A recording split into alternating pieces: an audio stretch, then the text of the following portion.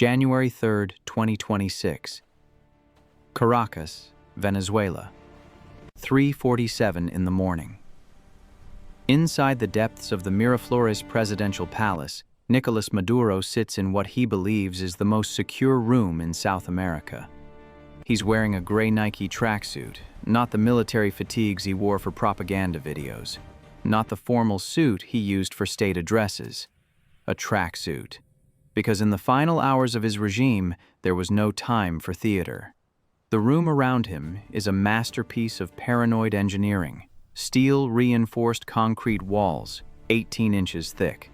A blast door weighing 7 tons, designed by Russian military contractors to withstand everything from bunker-buster bombs to sustained artillery fire. The Venezuelan generals who commissioned this fortress told Maduro it would take an invading force at least 6 hours to penetrate. 6 hours. Time enough for loyalist forces to mount a counterattack. Time enough for allied nations to intervene. Time enough, they promised, for rescue. They were wrong by 5 hours, 59 minutes, and 15 seconds.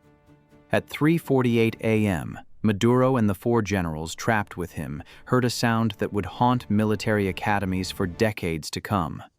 Not an explosion. Not the thunder of artillery. A hissing, sharp, precise, almost surgical, the sound of a thermal lance cutting through the very steel that was supposed to save them. 45 seconds later, the door was open. The operators who entered didn't announce themselves. They didn't need to. The night vision goggles, the suppressed rifles, the patches that read DevGru and Delta Force. Maduro knew exactly who had found him. And in that moment, every promise his generals had made, every assurance about impenetrable defenses and Russian military superiority, died with the light streaming through that breached door. This is the story of how the most fortified bunker in Latin America fell faster than a suburban front door. This is the story of technological humiliation on a scale rarely seen in modern warfare. And this is the story of why, 3 days ago, the entire concept of the fortress dictatorship became obsolete. For 25 years, Nicolas Maduro and his predecessor Hugo Chavez built Venezuela into what they believed was an impregnable fortress. Not just a country, a fortress. Every decision, every alliance, every weapons purchase was made with one question in mind. How do we make sure what happened to Saddam Hussein, what happened to Muammar Gaddafi, can never happen here? The answer, they decided, was layers. Layers of defense so thick, so redundant, so technologically sophisticated that even the United States military would think twice before attempting a raid. Layer 1 was geographic. Miraflores Palace sits in the heart of Caracas, surrounded by densely populated neighborhoods.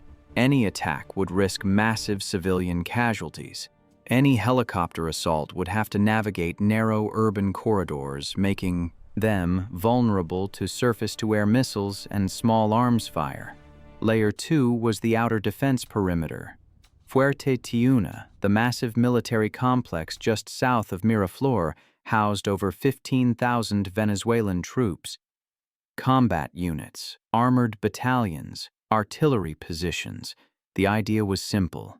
Even if you got past the urban sprawl, you'd hit a wall of military resistance that would require a full-scale invasion to overcome. Layer 3 was air defense, and this is where the Russians came in. Between 2012 and 2023, Venezuela purchased over $4 billion in Russian military hardware.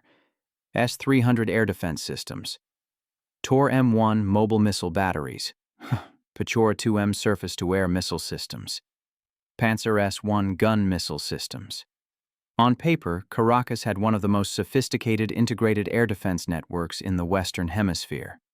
The coverage was overlapping, redundant, designed to create a bubble over the capital that nothing, not even stealth aircraft, could penetrate undetected. Layer 4 was intelligence. Cuban DGI officers, veterans of decades of counterintelligence operations, ran the inner security of Miraflores Palace. They swept for bugs daily. They monitored all communications. They vetted every single person who came within 500 meters of Maduro. The Cubans had kept the Castros alive through 638 assassination attempts, depending on who's counting. They were confident they could do the same for Maduro. And then there was Layer 5, the final layer, the safe room. Construction began in 2016, right after Maduro survived a drone assassination attempt during a military parade. The design was outsourced to a Russian firm that specialized in high-security installations for oligarchs and government officials. The specifications were absurd. Walls reinforced with a steel mesh embedded in 18 inches of concrete. A ventilation system that could be sealed off and run on internal oxygen supplies for up to 72 hours. Communication equipment hardened against electromagnetic pulse attacks. Emergency medical supplies. Enough food and water for 6 people to survive 2 weeks. And that door. That 7-ton masterpiece of Russian engineering. The door was the crown jewel. It was designed after the blast doors used in Soviet nuclear bunkers. 3 separate locking mechanisms. Hydraulic seals that created an airtight barrier. Steel plating that was supposed to resist cutting torches, shaped charges, and even sustained fire from heavy weapons. The Russian contractors who installed it told Venezuelan security officials that breaching this door would require specialized equipment and at least 6 hours of sustained effort. They tested it. Venezuelan military engineers spent weeks trying to figure out how to defeat their own safe room. They tried cutting torches. They tried shaped charges. They tried everything short of a full bunker-buster bomb. Nothing worked in less than 5 hours. So when Maduro retreated into that room in the early morning hours of January 3rd, he did so with absolute confidence. The Americans might get into the palace. They might even get into the basement levels. But this room was his insurance policy. He was so confident that he didn't even change out of his tracksuit. At 3:48 a.m., that confidence evaporated in 45 seconds. The operators who breached that door didn't use Venezuelan methods. They didn't use Russian methods, they used American methods. And the difference was not incremental, it was generational. Let's talk about what actually happened in those 45 seconds, because this is where military technology becomes art. The assault team that reached the safe room door was a mixed unit. Delta Force and SEAL Team 6 operators, cross-trained and operating with a level of integration that only comes from years of joint operations. They'd rehearsed this exact scenario 17 times in the 2 weeks before the operation. Not a similar scenario. This exact scenario. Because U.S. intelligence had obtained the complete blueprints of the safe room, including specifications on the door, the locking mechanisms, and the steel composition. They knew what they were facing, and they brought exactly the right tools. Tool number 1, a thermic lance. Not a cutting torch. A thermic lance. The difference matters. A cutting torch heats metal until it melts. It's slow, it's imprecise, and against thick steel plating, it can take hours. A thermic lance is different. It's a consumable iron rod packed with a mixture of iron and aluminum wires. When ignited with an oxygen supply, it burns at over 6,000 degrees Fahrenheit. That's not hot enough to melt steel. That's hot enough to oxidize it, to turn it into slag, to cut through it like a laser through paper. The operators placed 3 thermic lances at precise points on the door, the hinges and the primary locking mechanism. They ignited all 3 simultaneously. The hissing sound Maduro heard was the sound of 6,000-degree heat turning Russian-grade steel into liquid metal. 20 seconds. That's how long it took to cut through the locking points. But the door was still sealed, the hydraulic system was still engaged. This is where tool number 2 came in, shaped charges, but not the kind you're thinking of. These were precision linear cutting charges, developed specifically for hostage rescue and forced entry operations. They're designed to focus explosive force in a single direction, creating a cutting effect rather than a blast effect. Minimal collateral damage, maximum penetration. The operators placed the charges along the seams where the thermic lances had weakened the door. They cleared the area. 3 seconds of warning, then detonation. The explosion was sharp, controlled. and absolutely devastating to the door's structural integrity. The hydraulic seals, already compromised by the heat, failed instantly. The secondary and tertiary locking mechanisms designed to engage if the primary failed never had a chance. The explosive force sheared through the weakened steel like a hammer through glass. Total time from first cut to door breach, 45 seconds. Inside the safe room, Maduro and his generals experienced something that no amount of military training prepares you for. The psychological shock of realizing that your ultimate defense, your final guarantee of safety, has been rendered completely irrelevant. One of the generals, we now know his name was General Ivan Garcia, actually vomited from the stress. Another went completely silent, catatonic. Maduro himself, according to the debriefs, simply raised his hands and said 4 words in English: "I will not resist." The operator zip-tied him, checked him for weapons, confirmed his identity. And within 90 seconds of breaching the door, Maduro was being escorted out of his fortress and toward the roof where helicopters were waiting. The entire operation, from the moment the first U.S. operator entered Venezuelan airspace to the moment Maduro was aboard an MH-60 helicopter heading for the USS Iwo Jima, took 3 hours and 11 minutes. The Venezuelan military didn't fire a single shot in his defense. But here's the question that keeps Russian military analysts awake at night, that has Chinese defense contractors scrambling, that has every dictator with a bunker suddenly feeling very, very nervous. How did the Americans even get to that door? Because the technology that breached the safe room in 45 seconds is impressive. But the technology that allowed U.S. forces to fly over 150 aircraft into Venezuelan airspace without being detected is what truly ended the era of the fortress dictatorship. Let's rewind to 11 p.m. on January 2nd, 7 hours before the breach. This is when Operation Absolute Resolve actually began, not with helicopters over Caracas, not with boots on the ground, with electrons in the sky. The first wave consisted of 4 EA-18G Growler electronic warfare aircraft. If you're not familiar with the Growler, think of it as a flying denial-of-service attack. It's an F-18 Super Hornet modified to carry some of the most sophisticated electronic warfare systems ever deployed. Its job is simple: find enemy radar systems and make them useless. The Growlers approached Venezuelan airspace from the north, flying low over the Caribbean. They didn't cross into Venezuelan territory. They didn't have to. The ANALQ-229 radar jamming system has a range of over 200 miles. From international airspace, those 4 aircraft began pumping out electromagnetic interference across every frequency band used by Venezuelan air defense. But here's what makes the Growler truly terrifying. It's not just jamming. It's smart jamming. The system analyzes the enemy radar, identifies its specific frequency and waveform, and then creates a jamming signal precisely tailored to that system. It's not noise. It's a digital scalpel. Within 15 minutes, every S-300 radar system around Caracas was aligned. Not destroyed, not damaged, just blind. Their screens showed nothing but static. The Venezuelan operators manning those systems frantically tried to switch frequencies, tried to reboot, tried to use backup systems. Nothing worked. The Growlers adapted faster than humans could respond, but the Americans weren't done, because blinding the radar is only half the battle. You also have to make sure the enemy can't communicate about what's happening. This is where the second wave came in. EC-130, H-Compass Call aircraft. These are electronic warfare platforms designed specifically to jam enemy communications. Radio frequencies, satellite uplinks, cellular networks, data links, everything.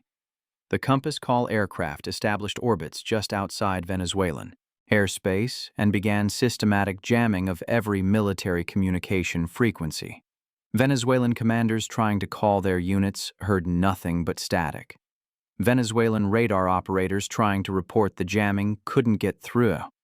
The entire command and control network, the nervous system of Venezuela's military, was severed. And then came the third wave, the one that still has defense analysts arguing about what they actually witnessed. 6 F-35 Lightning II aircraft, fifth-generation multi-role fighters with stealth characteristics that make them effectively invisible to fourth-generation radar systems. But these weren't carrying bombs. They were carrying something far more insidious: cyber attack packages. Now, the U.S. military will never confirm what these packages actually do, but based on what happened next, we can make some educated guesses. The F-35s approached to within 50 miles of Caracas and released what are believed to be miniature unmanned aerial vehicles, essentially flying routers carrying sophisticated malware. These UAVs infiltrated the few remaining air defense systems that weren't already jammed and delivered payloads that corrupted targeting data, created false returns, and basically turned Venezuelan radars into expensive paperweights. By midnight, Venezuela's air defense network was completely defeated. Not destroyed. Defeated. There's a difference. Destroyed means you know you're under attack. Defeated means you don't even know what's happening. And this is where the psychological horror begins for those Venezuelan generals. Because at 1 a.m., when the main assault force began moving in, when over 70 helicopters and tilt-rotor aircraft carrying 400 U.S. Special Operations Forces entered Venezuelan airspace, the Venezuelan military didn't see them coming. At all. Imagine you're a Venezuelan air defense commander. You're sitting in a command center watching your screens. You know the Americans have been threatening action. You know your president is a target. You're ready, you're vigilant, and then your screens just stop working. Static. Nothing. You call for backup systems. Those don't work either. You try to call headquarters. No signal. You try to call adjacent units. Nothing. You're blind. You're deaf. You're mute. And then, an hour later, you start hearing explosions from the direction of the presidential palace. You hear helicopters, you hear gunfire, and you realize, with a horror that's almost physical, that the war is already over and you never even knew it started. This is what happened to over 50 Venezuelan command posts that night. They sat there blind and helpless while U.S. forces conducted a precision decapitation strike with a level of operational security that shouldn't be possible in the modern age. Shouldn't be, but was. By 2 a.m., U.S. forces had secured a perimeter around Miraflores Palace. By 2:30, they'd entered the building. By 3:15, they'd cleared the upper floors and located the entrance to the safe room complex. By 3:48, they were cutting through the door, and the Venezuelan military, thousands of troops, hundreds of armored vehicles, billions of dollars in Russian hardware, did absolutely nothing. Because they had no idea what was happening until it was over.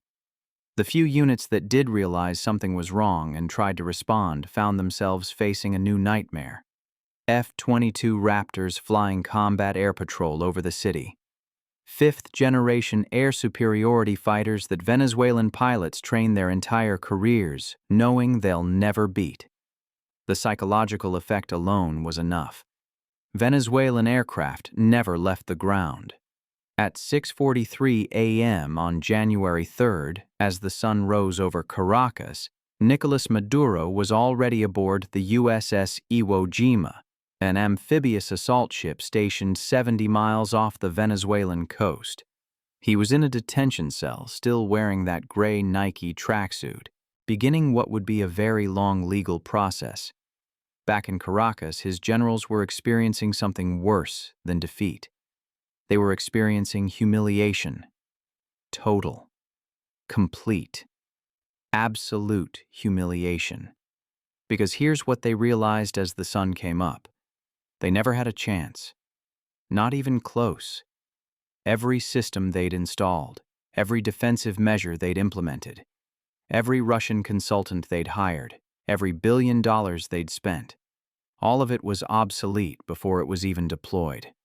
The S-300 system, Russia's pride and joy, their most sophisticated export air defense system, the thing that was supposed to make Venezuela invincible? Useless. Completely useless against coordinated electronic warfare. The Cuban intelligence apparatus, the veterans who'd kept dictators alive for 60 years, they never detected a single U.S. reconnaissance mission. Not one. Because the reconnaissance was done by satellites they couldn't see, and signals intelligence they couldn't detect, and cyber infiltration they didn't even know was possible. The fortress palace, the layers of security, the safe room with its 7-ton door, breached in 45 seconds. This is the technological gap that everyone talks about but few truly understand. It's not that the United States military is a little bit better than everyone else. It's that in certain domains the gap is so vast that it might as well be science fiction. Think about it this way. Venezuela spent billions creating an air defense network. It took the U.S. military about 2 hours to make it completely irrelevant without firing a single anti-radiation missile. Venezuela's best military engineers said it would take 6 hours to breach the safe room. It took 45 seconds. This isn't a difference of degree, it's a difference of kind.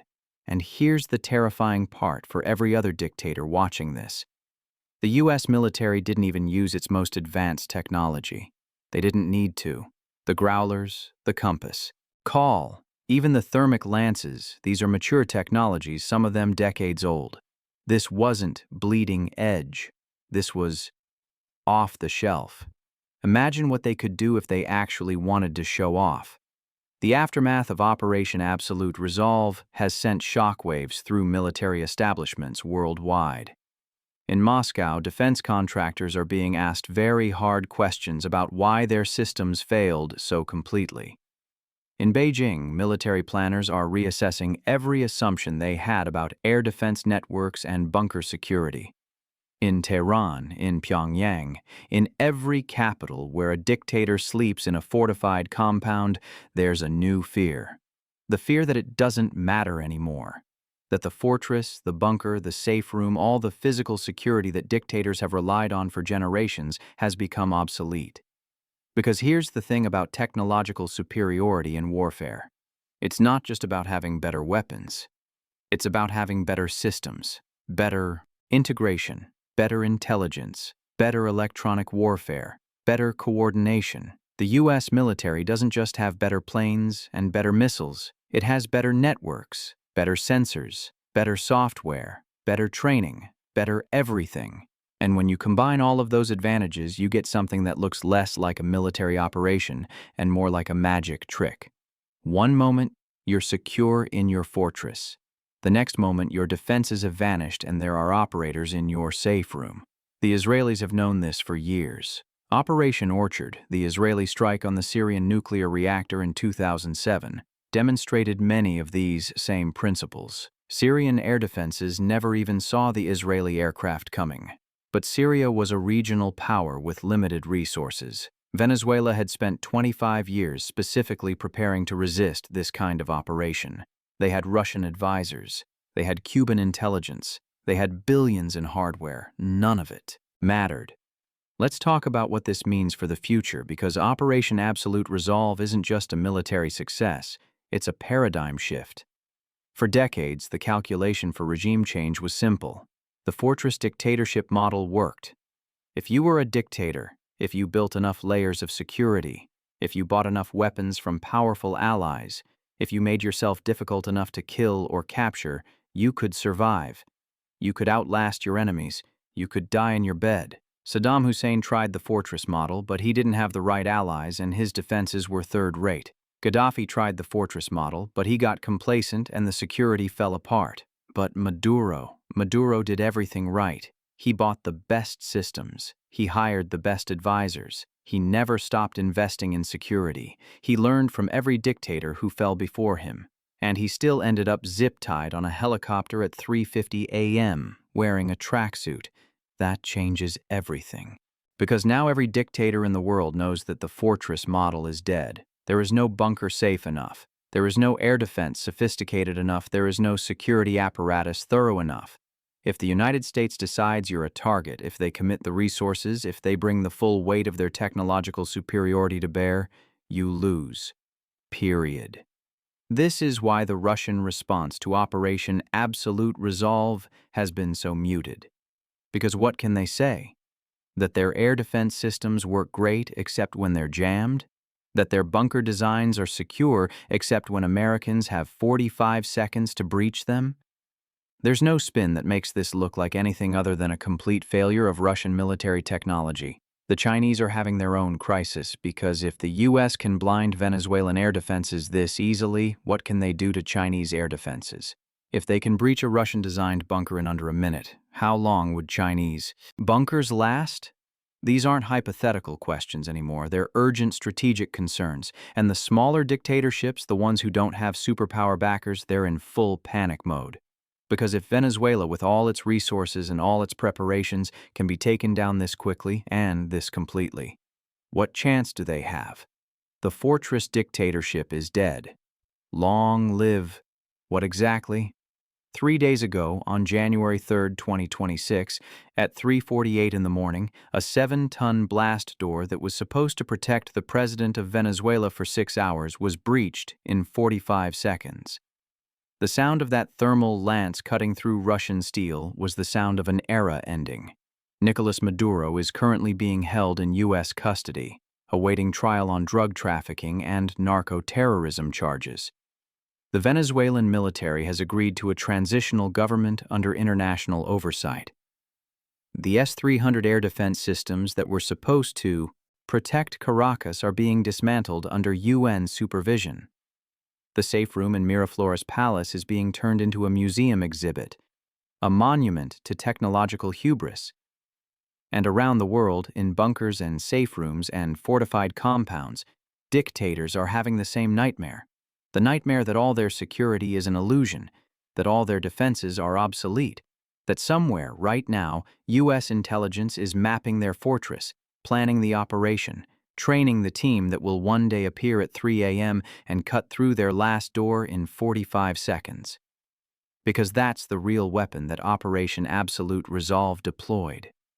Not the Growlers, or the Raptors, or the thermal lances. Fear. The fear that nowhere is safe, that no defense is sufficient, that the technological gap is so vast that resistance is futile. This is the new reality of modern warfare. Not armies clashing on battlefields, not tanks rolling through streets, not even missiles and bombs, just electrons, and algorithms and precision tools wielded by operators who train for one specific scenario until they can execute it perfectly in under 4 minutes.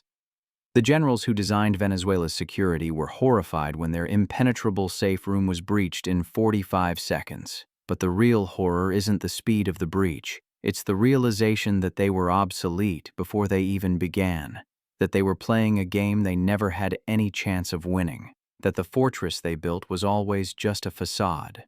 The door to that safe room sits now in a warehouse in Virginia, studied by engineers trying to understand the exact metallurgy of the breach. The thermal lances that cut through it are already being improved for the next operation. The Growlers that blinded Venezuela's radars are being upgraded with even more sophisticated systems. And somewhere, in another fortified compound, another dictator is looking at his blast door and wondering if it would really take 6 hours to breach, wondering if his air defense network would really see them coming. Wondering if he should maybe keep better clothes next to his bed than a tracksuit. Because that's the final indignity, isn't it? Maduro wasn't captured in military fatigues, looking like a warrior making a last stand. He was captured in a Nike tracksuit, looking like a man interrupted during his morning jog. That's the image that will define this operation. Not the burning vehicles, or the tactical operations, or the sophisticated technology. Just a man in a tracksuit, hands zip-tied, realizing that his fortress was never impenetrable at all. 45 seconds. That's all it took to end the myth of the modern dictator's invincibility. 45 seconds to prove that no matter how much you spend, no matter how sophisticated your defenses, no matter how many layers you build, the future of warfare belongs to those who can make all of it irrelevant before you even know the war has started. The Venezuelan generals were horrified when their impenetrable safe room was breached in 45 seconds, but they weren't nearly as horrified as every other dictator watching and realizing that they're next. Welcome to the future of warfare, where the fortress falls in under a minute and the only sound you hear is a hissing.